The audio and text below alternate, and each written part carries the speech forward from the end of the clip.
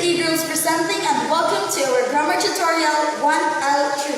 So today we're going to discuss about conjunctions. But what are conjunctions? Three types of conjunction: the coordinating, the subordinating, and the correlative conjunctions. So let's check this out. The first type of conjunction is coordinating conjunction. Among the three types of conjunction, this is the most common. The main function of coordinating conjunction is to join words, phrases, and clauses together which are grammatically equal. This type of conjunction is usually placed in between the words that links together, not in the beginning or at the end. The most common conjunction are namely for, and, but, or, yet, so, or otherwise known as fanboys. So let's apply coordinating conjunction in a sentence. Reading and writing are my hobbies. The conjunction and serve as the coordinating conjunction that links together the words reading and writing. Conjunction is the subordinating conjunction.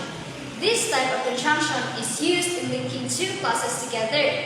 Aside from the fact that it introduces a dependent clause, subordinating conjunction is also used to describe the relationship between the dependent clause and independent clause in the sentence. And some examples of subordinating conjunctions are while, as soon as, although, because, and when. And let's try this in the sentence. She cried because he left.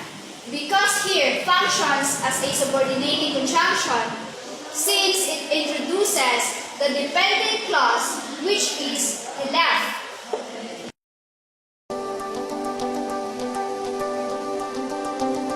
Another type of conjunctions is correlative conjunction. But what is correlative conjunction? Correlative conjunctions are simply pairs of conjunctions which are used to join equal sentence elements together. Here are some of the common examples of correlative conjunctions.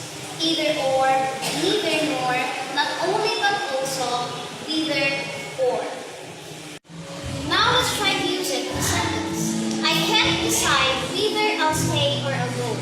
What do you think is the correlative conjunction used? Yes, you're right. Either and or, since it's trying two equal clauses.